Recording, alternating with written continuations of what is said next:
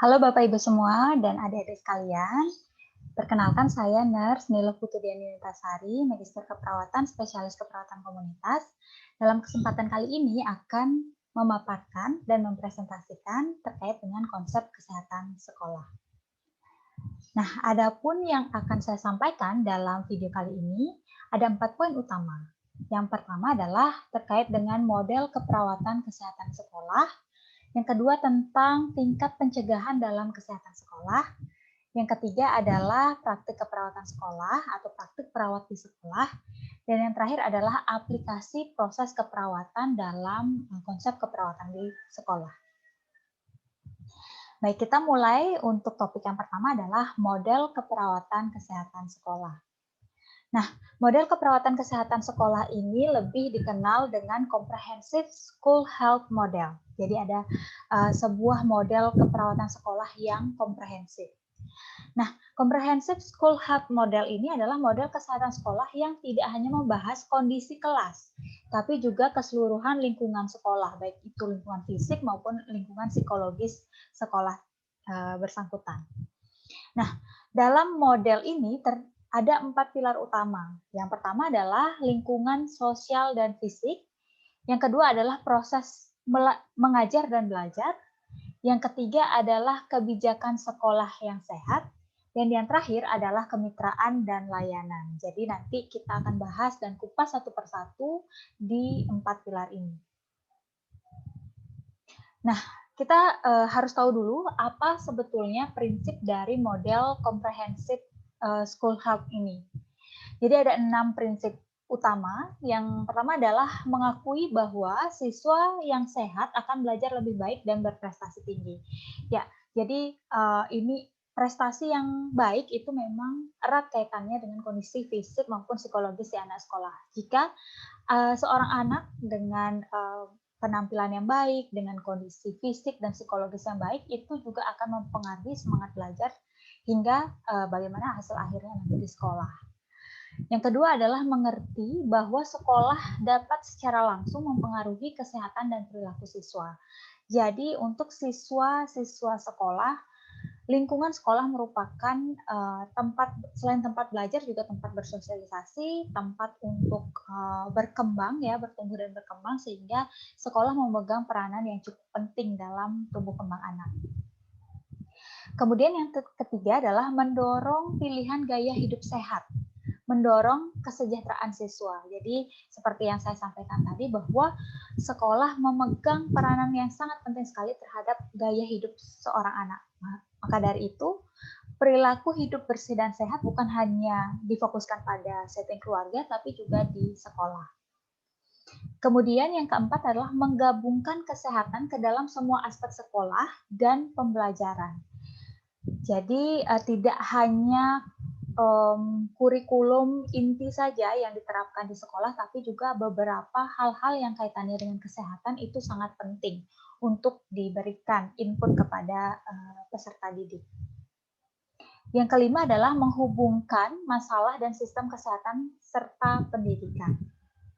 Dan yang terakhir adalah membutuhkan partisipasi dan dukungan keluarga serta masyarakat luas. Jadi sekolah tidak bisa berdiri sendiri dalam memberikan layanan kesehatan atau memberikan input-input pendidikan kesehatan tanpa dukungan keluarga dan juga masyarakat luas.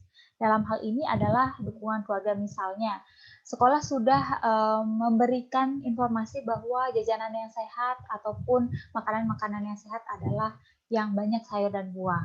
Nah, namun di keluarga, dukungan keluarga itu tidak bisa menyediakan hal itu. Nah, itu juga akan berpengaruh terhadap informasi yang diberikan. Jadi implementasinya sangat bergantung pada dukungan keluarga dan juga masyarakat secara luas. Nah, kita akan bahas satu persatu dari 4 pilar utama tadi dari Comprehensive School Health Model. Yang pertama adalah lingkungan sosial dan fisik. Jadi sekolah ini tidak hanya menyediakan lingkungan fisik saja ya, baik berupa gedung, kemudian kantin dan lain sebagainya, tapi juga lingkungan sosial. Bagaimana seorang anak ini nantinya akan mampu untuk bersosialisasi dan juga membangun relasi dengan rekan ataupun orang yang lebih tua dari dirinya gitu ya. Jadi kita juga harus memperhatikan lingkungan sosial. Nah, lingkungan sosial di sini yang harus diperhatikan adalah kualitas hubungan antara staf dan siswa di sekolah gitu ya. Yang kedua adalah kesejahteraan emosional siswa. Dan yang ketiga dipengaruhi oleh hubungan dengan keluarga dan masyarakat luas. Jadi ketiga aspek ini tidak bisa dipisahkan satu persatu ya, karena jika terjadi keretakan hubungan mungkin dengan keluarga di rumahnya, maka akan mempengaruhi juga lingkungan sosial dan pola komunikasi seorang anak di sekolah. Kemudian kesejahteraan emosional siswa. Jadi kesejahteraan emosional siswa ini juga sangat dipengaruhi oleh dua sisi ini, baik itu di keluarga maupun di sekolah. Jadi di sekolah harus dijaga juga kesejahteraan emosional siswa, misalnya terkait dengan perilaku bullying atau menjadi korban dari bullying atas bentuk fisik misalnya, atau hal-hal lain yang bisa menjadikan seorang siswa ini korban dari bullying. Kemudian kualitas hubungan antara staf dan siswa juga harus sangat diperhatikan dalam comprehensive school health model ini, karena tidak jarang ada ketidaksesuaian hubungan antara staf dan siswa. Misalnya ada pelecehan seksual, kemudian ada kekerasan verbal dan lain sebagainya. Jadi memang seluruh elemen dari sekolah harus memperhatikan bagaimana kualitas hubungan antara staf dan siswa.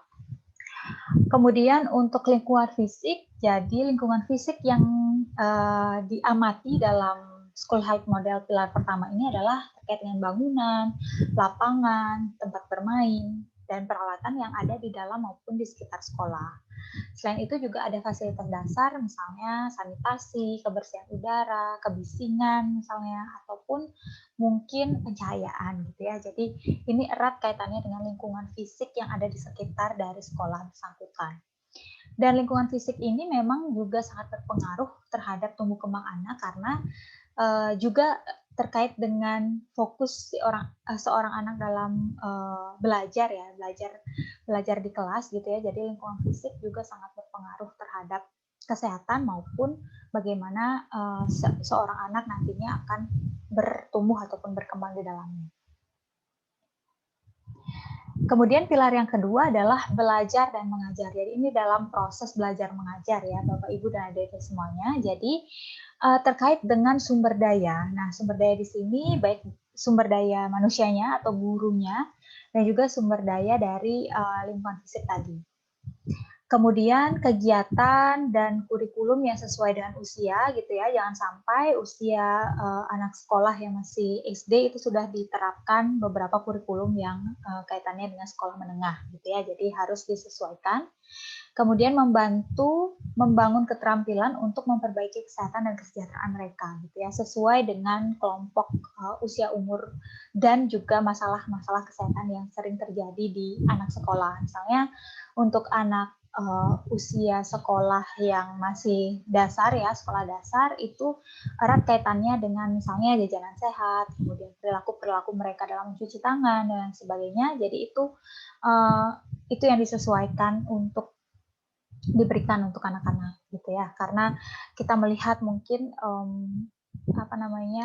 hasil dari prevalensi penyakit yang terbanyak mungkin diare atau ISPA dan sebagainya. Kemudian pilar yang ketiga adalah kebijakan sekolah sehat. Jadi input dari guru dan juga stakeholder di dalamnya saja itu tidak cukup gitu ya, tanpa kebijakan sekolah sehat yang mungkin besar powernya. Jadi kebijakan sekolah sehat ini meliputi praktik manajemennya, proses pengambilan keputusan, peraturan, prosedur, dan kebijakan di semua tingkat untuk mempromosikan kesehatan dan kesejahteraan, serta membentuk lingkungan sehat yang hormat, ramah, dan peduli gitu ya. Jadi terkait dengan kebijakan sekolah sehat, misalnya ada di dua hari dalam seminggu itu harus wajib membawa bekal sehat gitu ya, bekal sehat.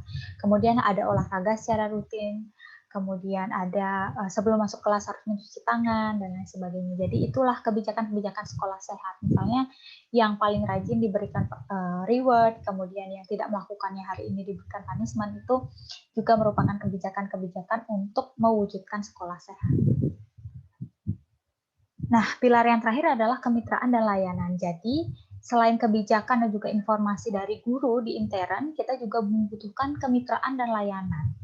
Nah, kemitraan di sini ada 3 poin. Yang pertama adalah hubungan antara keluarga sekolah dan juga siswa. Jadi, keluarga sekolah di sini adalah seluruh elemen yang ada di sekolah, baik itu guru, petugas kesehatan, kantin, pegawai dan lain sebagainya, dan siswa gitu ya. Jadi hubungan antara keluarga sekolah dan siswa.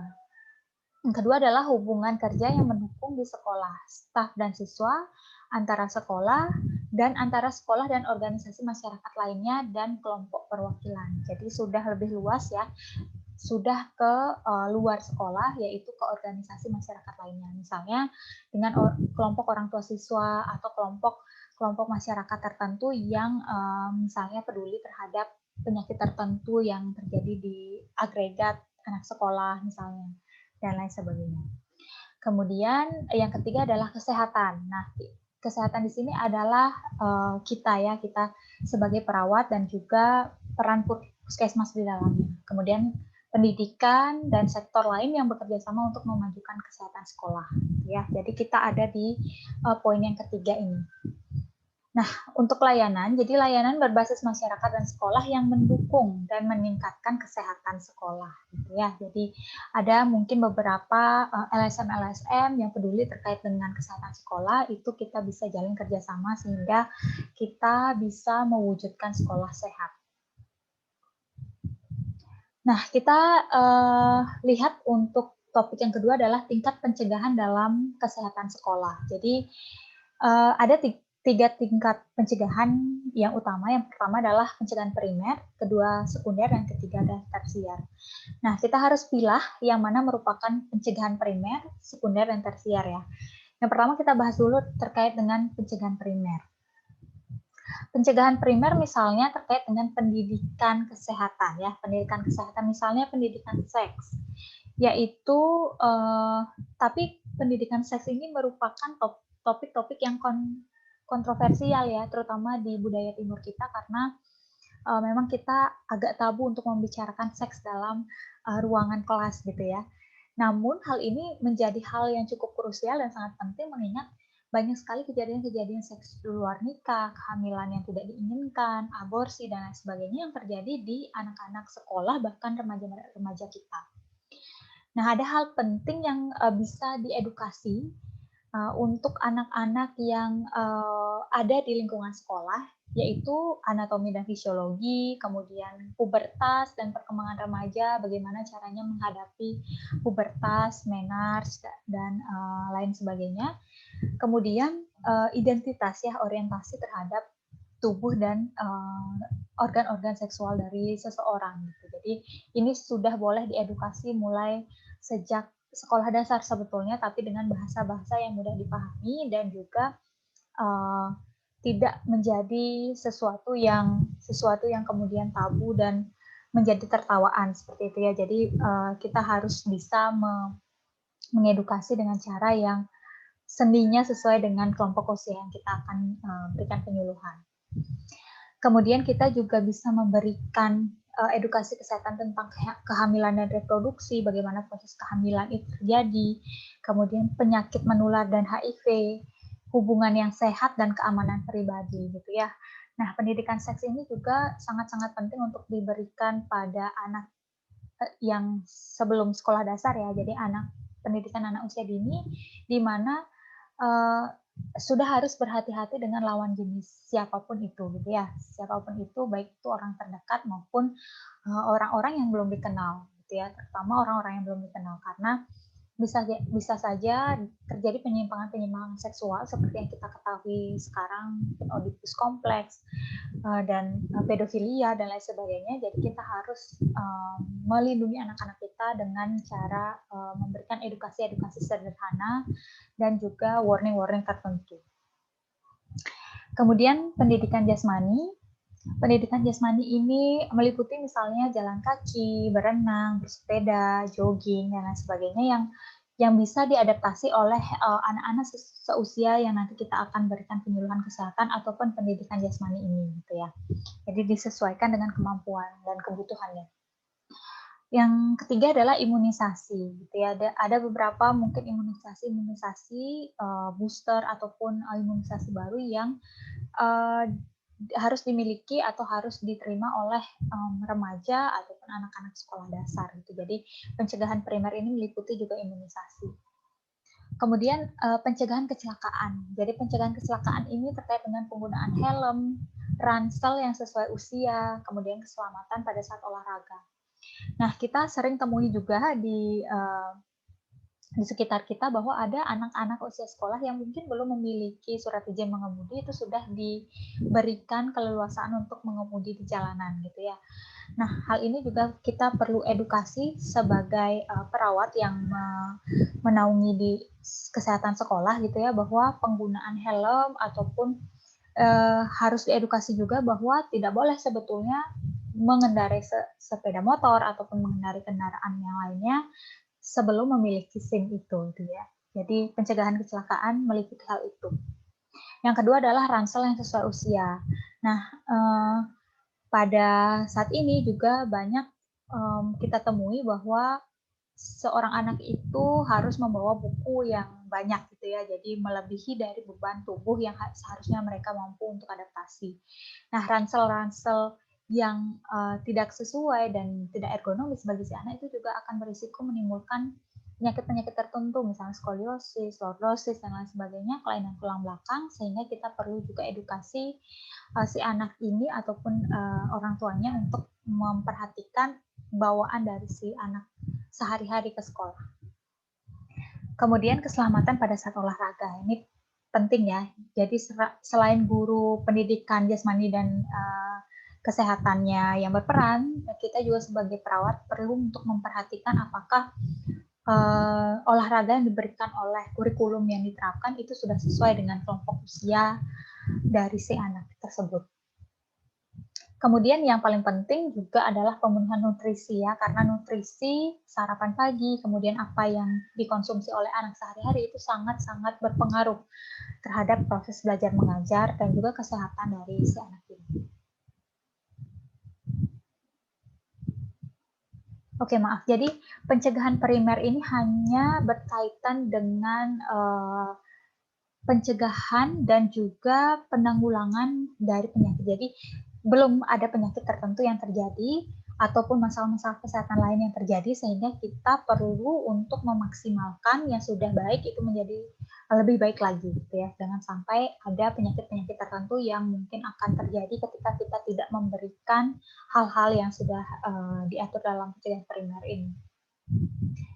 Yang kedua adalah pencegahan sekunder. Jadi pencegahan sekunder ini memang sudah ada tanda-tanda ya, tanda-tanda untuk terjadi masalah kesehatan. Ya, jadi kita bisa lakukan dengan pemeriksaan kesehatan. Misalnya adanya gangguan pendengaran, gangguan penglihatan, postur tubuh akibat tadi beban bawaan yang tidak ergonomis, kemudian tekanan darah ya. Jadi kita tidak bisa memungkiri juga bahwa ada anak-anak usia sekolah menengah itu sudah memiliki tekanan darah yang tinggi karena pola-pola hidup saat ini yang sudah banyak ya yang sudah banyak bergeser gitu ya, Bapak Ibu dan Adik semuanya. Jadi sudah banyak yang merokok, kemudian sudah banyak yang minum minuman beralkohol. Jadi itu juga mempengaruhi penuaan secara dini ya, yaitu tekanan darah mungkin salah satunya. Nah, yang terakhir adalah pencegahan tersier. Jadi tersier ini memang sudah terjadi gitu ya, sudah pernah terjadi suatu gangguan atau masalah kesehatan sehingga kita selaku perawat dan juga elemen dari keluarga sekolah gitu ya, atau warga yang ada di sekolah itu harus melakukan suatu pencegahan yang bersifatnya tersier. Ada 2 poin utama. Yang pertama adalah perawatan darurat. Jadi perawatan darurat ini adalah pelayanan pada keadaan gawat darurat yang dapat terjadi di sekolah, misalnya kecelakaan tadi, kemudian alergi yang menimbulkan shock misalnya, kemudian ada pemukulan gitu misalnya dan lain sebagainya, sehingga menimbulkan kondisi-kondisi kegawat daruratan. Nah, perawat sekolah sebaiknya dan harus memiliki keterampilan pertolongan pertama dan bersertifikat BPCLS gitu ya. Kemudian yang kedua adalah ada pemberian obat. Jadi yang harus dipatuhi perawat dalam pemberian obat di sekolah adalah yang pertama adalah benar diterima, gitu ya, benar diterima, disimpan dan diberi label, perhitungan resep obat sesuai dengan yang seharusnya didapatkan oleh siswa. Kemudian juga persetujuan orang tua, ya. Yang ketiga adalah pemberian obat tanpa melanggar kebijakan sekolah, standar dan juga tentunya standar praktik keperawatan. Yang terakhir adalah kerahasiaan siswa, gitu ya. Kaitannya dengan misalnya ada teman-temannya yang yang usil gitu ya, untuk menanyakan siapa sih siswa yang mengidap asma atau siapa sih siswa yang mengidap penyakit tertentu gitu yang kemungkinan nanti akan menjadi bahan tertawaan misalnya, atau bahan bahan bully gitu ya untuk anak-anak di sekolah, karena memang kondisi emosional mereka masih memerlukan kematangan gitu untuk menerima seseorang dengan kondisi yang tidak sehat gitu misalnya. Nah, pemberian obat di sini mungkin untuk hal-hal atau masalah-masalah kesehatan yang sifatnya kronis, misalnya tadi adalah asma gitu ya. Jadi memang sudah melalui persetujuan orang tua bahwa obat yang mungkin bisa disimpan di UKS, jadi disimpan di sana untuk misalnya anak bersangkutan itu terjadi kekambuhan gitu misalnya. Jadi itu merupakan tanggung jawab dari perawat sekolah juga untuk menangani itu.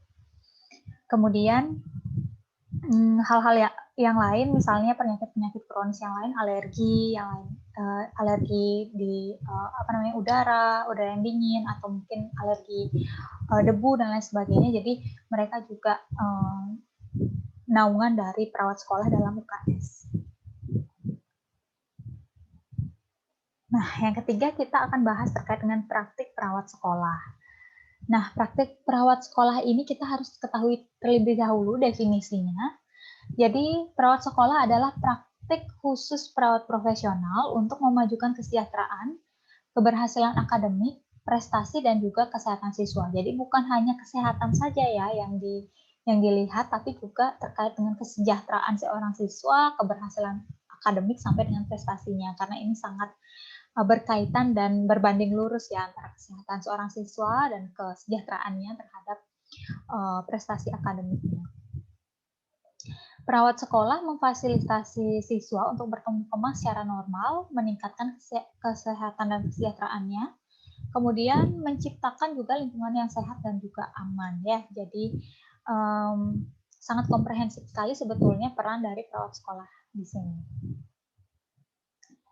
Nah, adapun praktik dari keperawatan sekolah atau perawat di sekolah, jadi ada yang pertama adalah ada hal-hal yang harus dikuasai dalam melaksanakan praktik keperawatan sekolah, yaitu yang pertama tentunya ada proses dan konsep tumbuh kembang ya. Jadi kita harus mengetahui anak usia kelas 5 SD itu sebetulnya tumbuh dan kembangnya seberapa gitu ya.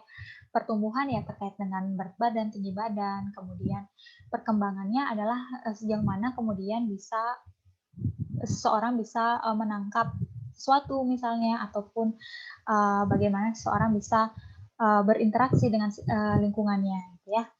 Kemudian kesehatan masyarakat, jadi karena ini merupakan settingnya di masyarakat gitu ya, sekolah ini merupakan settingnya di masyarakat, jadi kita juga perlu tahu terkait dengan kesehatan masyarakat. Keperawatan jiwa, karena tidak jarang anak-anak usia sekolah itu juga mengalami stres dalam belajar, kemudian mungkin juga ada kaitannya dengan situasi di rumahnya sehingga mempengaruhi kondisi emosionalnya di sekolah, bullying gitu ya. dan banyak sekali hal-hal yang bisa terjadi yang kaitannya dengan keperawatan jiwa. Manajemen kasus, ya manajemen kasus karena kasus-kasus yang terjadi di sekolah bisa saja terjadi outbreak misalnya, atau terjadi salah satu penyakit-penyakit tertentu yang langka misalnya di sekolah, itu kita juga perlu untuk bisa manajemen kasus. Manajemen program, karena manajemen program ini sangat-sangat penting ya, Bapak Ibu dan adik-adik sekalian, kaitannya nanti dengan integrasi dari kebijakan Kementerian Kesehatan misalnya, kemudian bagaimana untuk memanajemen antara Kementerian Kesehatan dan Kementerian Pendidikan misalnya gitu. Jadi manajemen program ini sangat-sangat penting. Teori keluarga. Nah, teori keluarga juga sangat penting ya. Teori keluarga ini karena kita erat kaitannya nanti dengan bagaimana proses keluarga di dalamnya dalam mendidik anak gitu ya. Jadi hubungan kita juga harus baik dengan keluarga-keluarga si siswa ini. Kemudian yang terakhir adalah kepemimpinan serta kepekaan budaya. Jadi kepemimpinan tentu saja harus kita miliki ya di segala setting keperawatan, dan juga kepekaan budaya karena satu sekolah dengan sekolah yang lainnya juga memiliki budaya yang berbeda-beda. Ada yang mungkin satu culture gitu ya, misalnya semua siswanya adalah Hindu dan juga orang Bali, itu akan lebih mudah. Kemudian ada juga yang sekolahnya multicultural gitu, atau misalkan sekolah-sekolah internasional yang perlu kita ketahui juga budaya masing-masing siswa itu seperti apa gitu ya. Kemudian yang kedua adalah perawat juga harus mengikuti tren dan isu terbaru yang terjadi pada agregat anak sekolah. Misalnya nih, dalam situasi pandemi saat ini, kita juga harus mengikuti tren dan isunya seperti apa, dan bagaimana kemudian proses belajar mengajar di sekolah tersebut dialihkannya seperti apa. Dan kita juga harus memikirkan apa kira-kira masalah-masalah yang kemungkinan akan terjadi, sehingga praktik keperawatan dalam pencegahan primer, sekunder, dan tersier itu bisa kita lakukan juga walaupun dengan format yang daring gitu ya. Yang ketiga adalah gelar minimal adalah nurse ya, untuk di Indonesia adalah nurse dan memiliki surat tanda registrasi perawat. Yang keempat adalah sasaran terbagi menjadi dua ya, dua secara umum, yaitu anak usia sekolah yaitu 6 sampai 9 tahun, dan kelompok remaja yaitu 10 sampai 21 tahun. Jadi ini adalah dua sasaran penting dalam praktik keperawatan sekolah. Jadi memang sampai universitas ya dihitungnya sebetulnya. Kemudian kita juga harus tahu terkait dengan sekolah berbasis pusat kesehatan. Jadi sekolah berbasis pusat kesehatan itu memberikan pendekatan tim interdisipliner. Jadi bukan hanya perawat, tapi juga pekerja sosial, psikolog, dokter yang memberikan layanan. Nah, layanan yang disediakan meliputi pendidikan gizi, misalnya, kemudian perawatan cedera, pemeriksaan fisik umum, dan yang lebih penting lagi adalah layanan laboratorium, imunisasi, serta pengelolaan penyakit kronis. Nah, di Indonesia sendiri kita sudah memiliki program UKS yang terintegrasi dengan puskesmas di wilayah kerja masing-masing gitu ya. Jadi dalam topik selanjutnya nanti kita akan bahas secara sendiri gitu ya terkait dengan topik atau program UKS ini sendiri. Nah, jika di Indonesia terintegrasi dengan puskesmas, jadi layanan laboratorium, imunisasi juga bisa didatangkan dari puskesmas ke sekolah ya. Dan pengelolaan penyakit kronis itu memang tersentral mungkin di puskesmas gitu ya. Jadi untuk UKS sendiri yang sifatnya sekolah negeri itu sangat jarang sekali ditemukan layanan laboratorium. Nah, yang terakhir kita akan lihat ya bagaimana aplikasi proses keperawatan di lingkup perawat sekolah atau keperawatan di sekolah ya. Jadi kita akan lihat ada kasus ya, saya akan bacakan kasusnya. Anak K umurnya 10 tahun tampak kurus dan lemah. Jadi sudah 3 hari tidak masuk sekolah dengan keluhan nyeri pada lambung dan mual muntah. Nah, menurut ibunya, anak K tidak pernah sarapan dan susah makan. Jajanan yang dibeli biasanya keripik, kemudian makanan yang bermicin gitu ya, kemudian ada biskuit-biskuit ringan.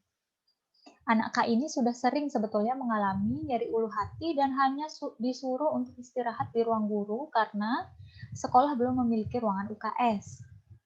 Nah, berdasarkan kasus ini, apa kemudian diagnosis keperawatannya dan tentukan rencana keperawatan. Oke, saya akan bahas kasus ini. Jadi masalah keperawatan yang paling utama ya dalam kasus ini adalah ketidakseimbangan nutrisi, kurang dari kebutuhan tubuh karena memang mengalami penurunan tadi ya, penurunan berat badan dan juga penurunan nafsu makan dan juga jarang sarapan pagi. Kemudian tujuan umum, jadi kita masuk ke Renpra ya. Tujuan umumnya adalah setelah dilakukan asuhan perawatan, kebutuhan nutrisi anak K tercukupi atau terpenuhi dan dapat mengikuti proses pembelajaran di sekolah dengan baik. Nah, inilah bedanya tujuan umum dari ASKEP biasa dan juga tujuan umum dari ASKEP yang ada di sekolah ya. Jadi kita juga memperhatikan apa outcome dari proses pembelajaran ataupun gimana capaian-capaian akademik yang harus dicapai oleh si anak ini. Kemudian tujuan khususnya, yang pertama, kepala sekolah, guru, dan orang tua mampu menjelaskan kembali tentang pengertian gizi yang tepat bagi anak sekolah. Jadi, bedanya juga dengan ASKEP individu yang biasa kita temukan, ASKEP sekolah ini melibatkan seluruh elemen yang terkait dengan si anak ini. Jadi bukan anak yang mengalami penurunan berat badan ini saja yang diedukasi, tapi juga kepala sekolahnya, gurunya, dan juga orang tuanya. Gitu ya. Jadi itulah peran kita selaku perawat kesehatan sekolah. Yang kedua adalah sekolah menyediakan jajanan sehat dan bergizi. Nah, kita juga perlu edukasi dan advokasi terkait dengan penyedia jajanan sehat yang ada di lingkungan sekolah. Misalnya pegawai-pegawai yang bekerja di kantin, dan juga mungkin pedagang-pedagang yang ada di sekitar sekolah tersebut. Yang ketiga adalah sekolah menyediakan program peningkatan gizi, misalnya gerakan sarapan pagi, gerakan makan sayur dan buah gitu ya, yang terwujud dalam kebijakan-kebijakan tertentu. Kemudian yang keempat adalah sekolah menyediakan ruangan UKS, karena tadi belum disebutkan bahwa tersedianya ruangan UKS untuk menunjang sistem kesehatan di sekolah. Serta adanya sistem rujukan ketika mungkin anak mengalami kondisi yang sifatnya kegawat daruratan dan membutuhkan fasilitas kesehatan terdekat. Yang kelima adalah sekolah melakukan kerjasama dengan puskesmas ya. Jadi karena belum adanya UKS, jadi sekolah juga wajib dan harus bekerja sama dengan puskesmas dalam rangka penyediaan ruangan UKS tersebut dan apa-apa saja yang harus diintegrasikan di sekolah.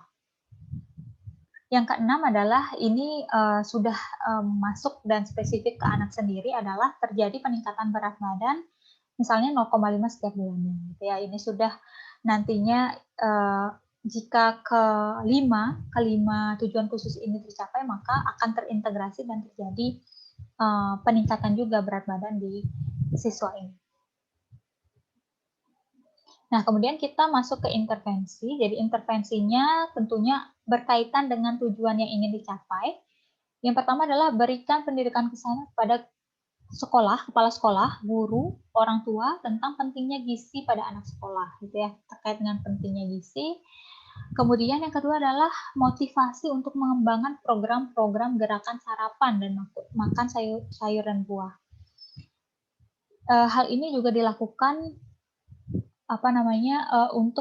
untuk meningkatkan kesadaran dan juga keinginan dari siswa-siswa yang ada di sekolah untuk makan makanan yang sehat, bukan hanya si siswa yang bermasalah saja, tapi untuk seluruh siswa yang ada di dalam sekolah tersebut.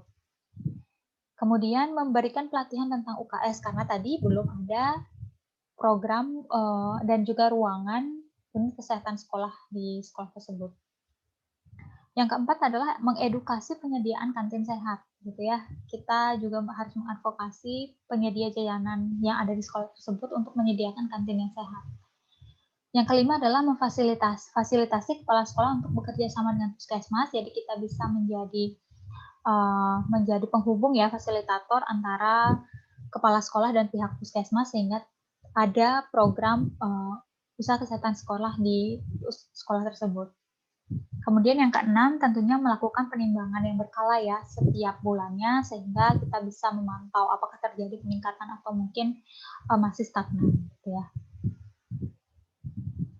Nah, ini adalah beberapa contoh media yang pernah saya berikan juga pada saat praktek praktek spesialis tahun lalu ya. Jadi ini ada buku cerita dan mewarnai, dan juga ada monopoli jajanan sehat. Jadi kita sebagai perawat sekolah harus kemudian sangat-sangat kreatif ya, harus sangat-sangat kreatif dalam melihat permasalahan dan juga menyusun media-media pembelajaran apa yang cocok untuk si anak gitu ya, untuk anak usia sekolah yang sifatnya dasar dan masih memerlukan games gitu ya. Kita boleh menyediakan games-games tertentu yang erat kaitannya dengan kesehatan. Misalnya di jajanan sehat, monopoli jajanan sehat ini. Jadi saya bermain monopoli, hanya saja pilihan-pilihan dari papan monopoli ini saya berikan makanan-makanan ya. Jadi ada makanan sehat dan juga makanan yang kurang sehat. Misalnya makanan sehatnya adalah anggur, jeruk, buah-buahan ya. Kemudian air putih juga sehat, dan yang tidak sehat misalnya coklat, momogi gitu ya. Maaf menyebut merek, ini makanan snack-snack ringan. Kemudian ada teh ya, teh kemasan seperti itu. Jadi semua peserta yang ada di yang terlibat di dalam permainan ini akan diberikan uang gitu ya, diberikan uang. Jadi nanti mereka ketika pionnya berada di salah satu pilihan ini, jadi mereka bisa memilih apakah mau beli atau enggak gitu ya. Jadi misalkan di coklat, si A memilih tidak membeli, berarti dia sudah paham dirinya bahwa itu adalah makanan yang tidak sehat. Kalau misalnya pionnya di sini misalnya di anggur gitu ya, di anggur dia membeli, berarti dia juga sudah paham dengan kesehatannya gitu. Jadi si anak ini, kelompok dari anak usia sekolah ini, saya juga sediakan makanan-makanan ini, jadi mereka juga bisa langsung mengkonsumsinya ya, baik itu yang sehat maupun yang tidak sehat sebetulnya. Tapi ini nanti terakhir kita juga akan justifikasi mana makanan yang sehat dan tidak sehat, dan perlu diedukasi dan ditekankan lagi mana yang harus dikonsumsi setiap hari, misalnya buah-buahan dan air putih, mana yang harus dikurangi, misalnya coklat dan snack-snack ringan lainnya.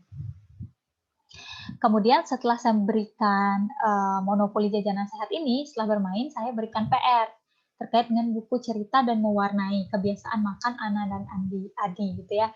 Jadi ini juga saya susun sendiri sebuah cerita gitu ya di sekolah, sederhana, dan ada juga proses mewarnai di dalamnya.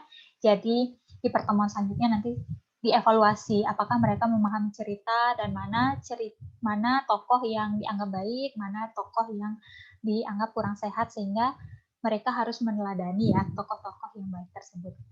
Jadi ini juga membudayakan bahwa membaca itu sangat penting ya, bukan hanya bermain game saja, dan juga melatih motorik mereka juga untuk mewarnai dan lain sebagainya. Jadi banyak sekali hal-hal yang bisa kita kembangkan dan juga bisa kita adaptasi ya dari permainan-permainan yang sudah ada sebelumnya gitu.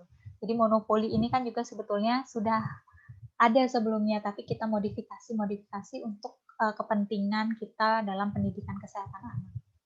Jadi Bapak Ibu dan adik-adik semuanya nanti ketika berpraktek misalnya di keluarga, di masyarakat, ataupun ada yang bertugas sebagai penanggung jawab program UKS, itu boleh mengembangkan media-media seperti ini.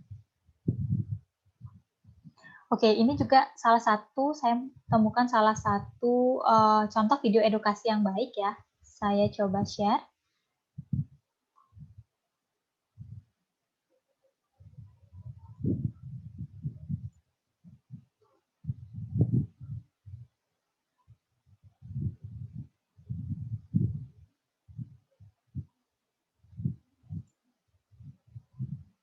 Kayak gini.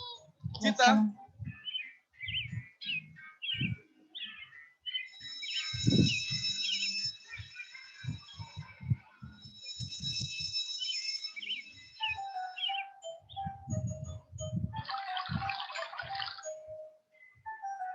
Yuk, kita beli jajanan di luar.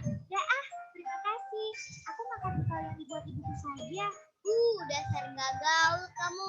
Pakai bawa makanan dari rumah.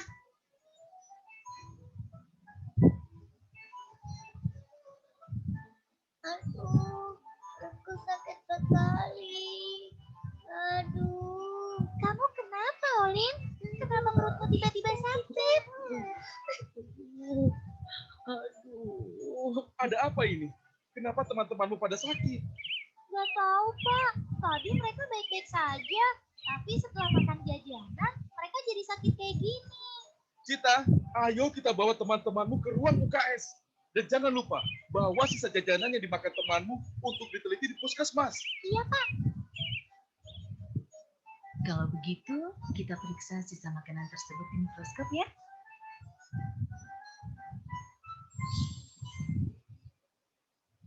Aku Tari, si bakteri jahat yang bisa membuat diare, mual, dan muntah.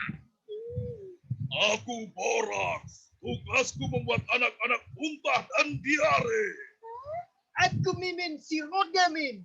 Tugasku adalah merusak ginjal. Aku Malin, si formalin. Tugasku mengganggu saluran pencernaan, membuat muntah darah, kejang, kerusakan ginjal, dan gangguan bernapas. Aku tidak suka melihat anak-anak tertawa riang dan bermain dengan gembira. Aku suka mereka sakit. Iya, Bos. Anak-anak tidak bisa belajar dan bermain lagi. Mereka akan menjadi anak-anak yang bodoh, Bos. Aku senang sekali misi kita berhasil. Banyak anak yang sakit. Kerja kalian bagus sekali.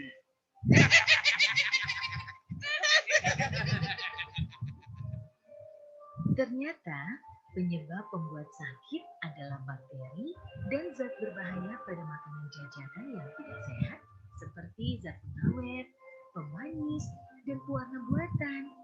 Lalu, teman-teman Cita, apakah akan sembuh, Bu Dokter? Iya, mereka akan sembuh dan sehat. Tetapi jangan lupa, beritahu mereka bahaya membeli jajanan sembarangan. Iya, Bu Dokter. Hai Cita. Hai. Aku sekarang bawa bekal makanan dari rumah loh. Oh, aku sudah kapok jajan sembarangan. Maaf ya, kemarin aku menolak karena tidak membeli jajanan di luar sekolah. Ah, nggak apa-apa. Yang penting sekarang kita tidak jajan sembarangan yang membuat kita bisa sakit.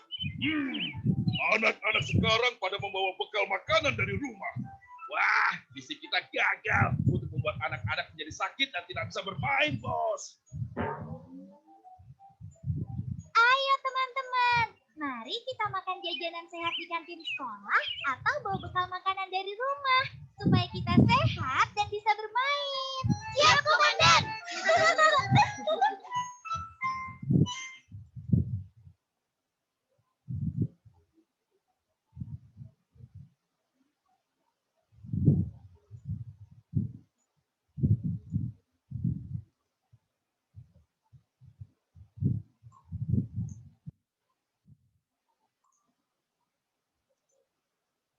Oke, itu tadi salah satu contoh video edukasi yang baik ya untuk diterapkan di anak sekolah sehingga anak-anak sekolah itu bisa sadar terkait dengan pentingnya jajanan sehat, gitu ya.